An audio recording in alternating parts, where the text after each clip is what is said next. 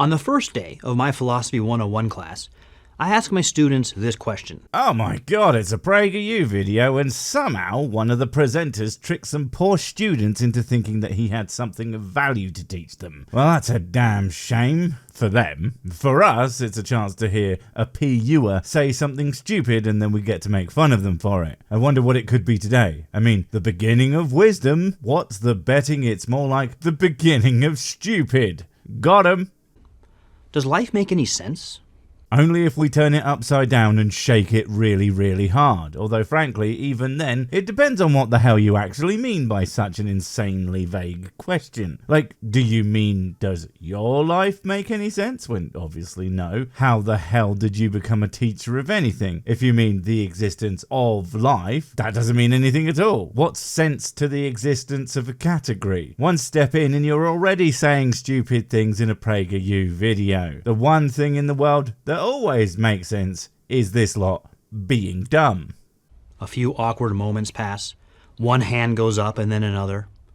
No, life doesn't make sense, many students tell me. I seriously doubt that. I mean, these have got to be what, 15 to 20 somethings? That kind of range, I guess? No, at least half of them have 100% got everything figured out. Even with Vagey McVegason's Vague Question Adventure, I'm sure that many students will have all sorts of answers that they have convinced themselves of because, well, it came out of my brain, so it must be true. Because they, of course, don't actually know f***ing anything. But to be fair, that hardly changes as you become an adult. It seems arbitrary and full of pain and suffering. Oh, so you mean, does living make sense? Okay, I can work with that. Well, that depends entirely on the life that is getting lived. I mean, for starters, many people, when asked, how would you rate your life, would say, yeah, it's pretty good, it's going well. Things make sense to me, like my friends, family, job, or what have you. Others would indeed say that their life seems very difficult and they struggle to understand why. But many others would just stare at you and say, it's fine, whatever, there's more important shit to worry about. Don't you know that Sir Sick is going to kill us all if we don't keep him drunk? Everyone back to the whiskey mines now. How does this make them feel, I ask? They tell me it causes them anxiety and even depression. Pfft, what a bunch of wimps. It should make them angry. That's the one and only true emotion. I mean, think about it. If someone tells you something that makes you feel bad, get angry and scream about it. That'll scare them off and stop them telling you things that make you sad. If someone tells you that they won the lottery, get pissed, start throwing things. In the chaos, they may drop the ticket, and then you got yourself a winning lotto number. Someone offers you a free muffin, punch that muffin. They will think you don't know how food works and offer to feed you for the rest of your days. Anger. It's the cause of and solution to all of life's problems. Well, what do they plan to do about it, I inquire. What do people plan to do about existentialism? I mean, I'm not sure you can do anything about it. It's an abstract concept. Those just don't tend to go anywhere, no matter how many times you call the police and tell them that Nietzsche is hanging outside in the bushes again. In fact, they tell you that he's been dead for over 100 years and that you don't even have any bushes or a garden. I swear to Christ, they're just fucking with me. They have no answer. And this, of course, only adds to their anxiety. Asking first stage 101 type students what they're going to do about fucking anything seems kind of pointless. I mean, that's probably what they're there to learn, and if you don't seem to know, it's no wonder that they're anxious. I mean, those poor bastards are getting into a ton of debt just to be there, and the teacher doesn't even seem to know any more than they do. God damn it.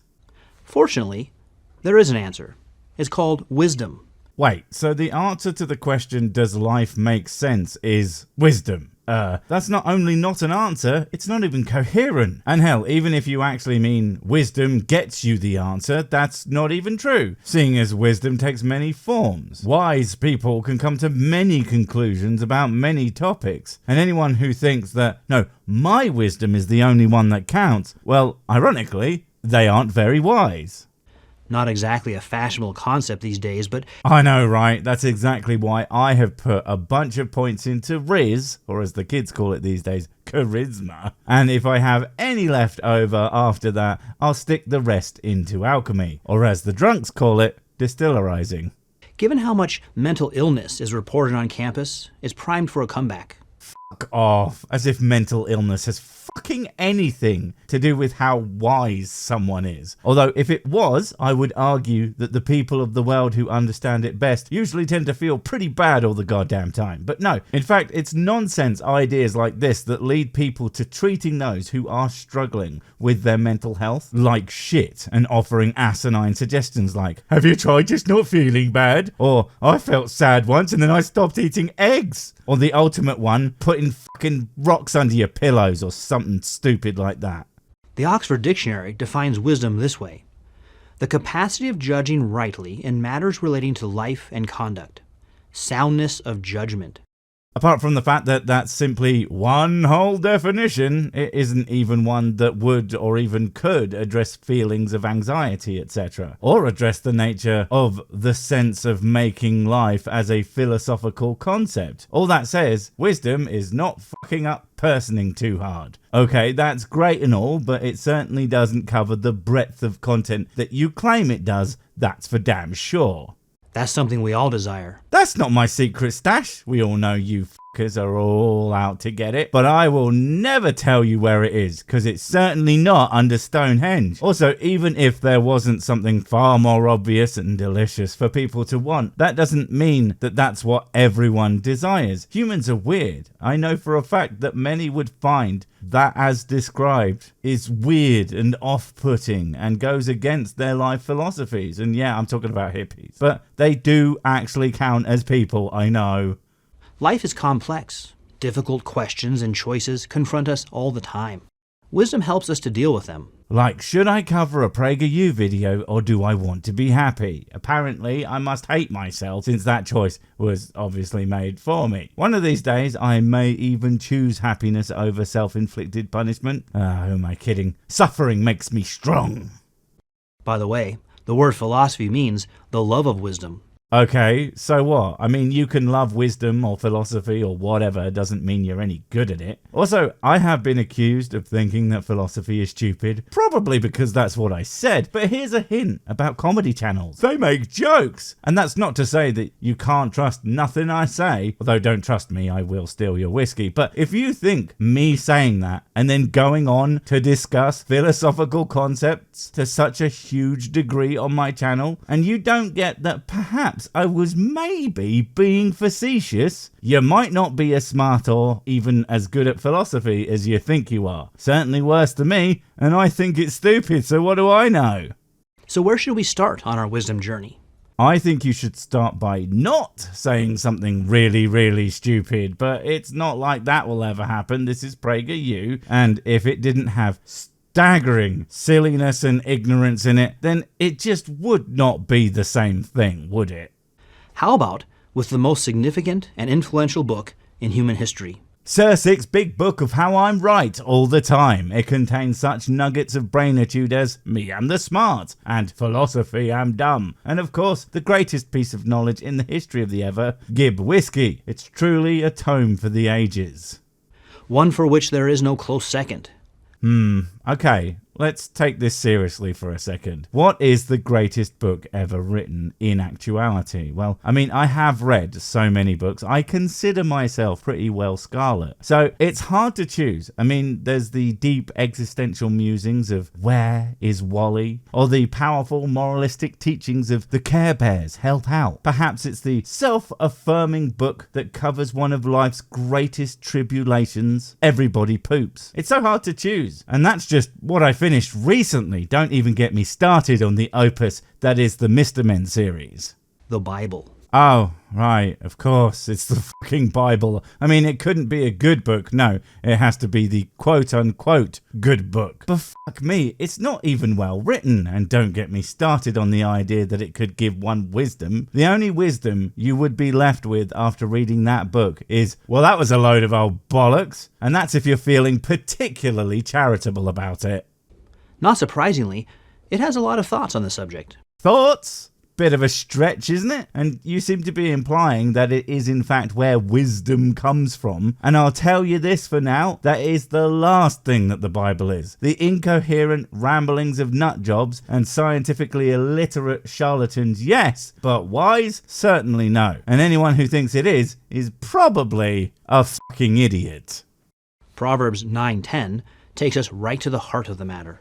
Look, I know we all hate Bible quotes. I mean, even if you're here and into the Bible, you probably hate Bible quotes. But at least this time they are actually trying to demonstrate something about the Bible, instead of just reading it as if it's something that you should accept. I mean, they are doing that as well, but in the context, we at least have a reason to listen, if only to make fun of it for being so off point that it may as well be a broken pencil. The fear of God, the proverb tells us, is the beginning of wisdom. Yeah, no, that has nothing to do with actual wisdom. That's basically, hey, I told you I am true, and because I said I am true, that shows you how wise I am. That's not wise, that's completely idiotic. And it is wild to me that anyone would hear that and think anything other than, maybe try a little bit harder not to sound like a cultist, buddy. Whoa, that's a bold statement. No shit, and one that is in no way backed up by reality. I mean, there are people who many, possibly even yourself, would consider extremely wise, who have 0% on their fear of God bar, and yet there they are, being a wise boy, grill or otherwise. So how does that work? Or are you just one of those fucking morons who thinks that everybody secretly believes in G-Guy? Because, well, no. You don't get to tell other people what's inside their brains, unless they work for Prager when it's nothing but a faint howling of the wind. Let's unpack it and see what we find. I mean, there's really not much there. God am the beg ning jins of the wisies guys. All it means is, hey, the thing my book about, yeah, if the thing that I need you to believe isn't true, then you don't get to understand it for some reason. Which just smacks of begging the question to me, if only a little bit. Fear is universal. Everyone fears something. Oh, really digging deep with that philosophy education there, aren't we, buddy? Man, no wonder they had you teaching a class. What are you going to tell us next? That human beings have a tendency to be completely awful? Yeah, thanks. We already knew they are the worst things ever. Fucking stating the obvious much. Christ. Indiana Jones fears snakes. Ron Weasley fears spiders. I absolutely adore that you unironically brought up fictional characters in relation to your thing about the Bible and totally the start of Smart, guys. I mean, seriously, you couldn't make this shit up. How lacking in self-awareness do you have to be to work for PragerU? Yeah, okay, never mind.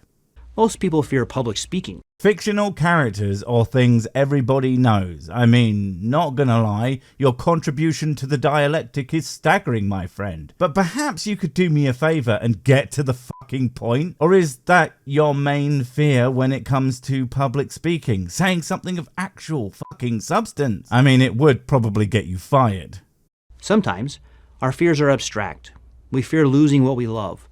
A good job, losing a friend or a family member. See, I told you that's what he was thinking, although I wouldn't call it a good job. Sorry, lost in thought. And wait, did you call the fear of losing loved ones abstract, as opposed to, say, the fear of losing your sense of self? What the fuck?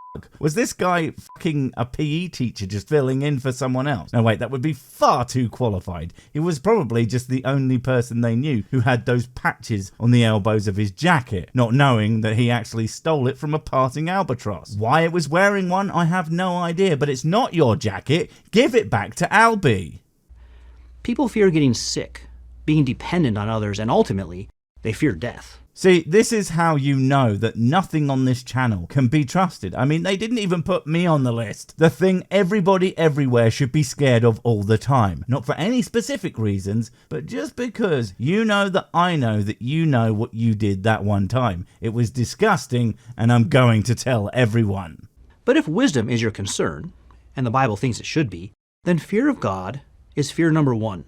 It occurs to me that after that whole rambly, nonsensical, apart from the parts that were just stating the obvious, spiel about fear, that he never actually even bothered to actually address the statement. It's almost like there isn't actually any good reasons to fear God cause brain, and only that they want you to fear God because then it makes you more willing to join their various clubs, often with membership dues that go into percentages of your fucking income ranges. Why? First, to fear God is a recognition that you are not God.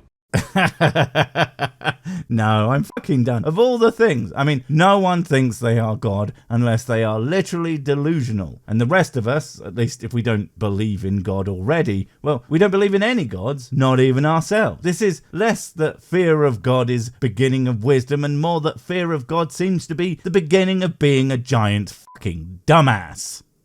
Wait, before you go, I have something super important to tell you. It's life or death. It will change everything forever. Nope, wait, it's gone. Oh well, probably wasn't important. But while I have you, don't forget to comment, subscribe and notify. And if you want more of my smexy voice, check out Mrs. Six's channel Spoonstaff Stories, where I narrate and voice all the videos, and she does the work. And if you want to support the channel, check out the merch store for cool t-shirts, or check out Patreon, memberships and PayPal to support directly. Finally, follow me on the medias of social to get completely pointless guff and to keep up on the latest releases. Oh, I just remembered what I was going to tell you. Whatever you do, don't touch the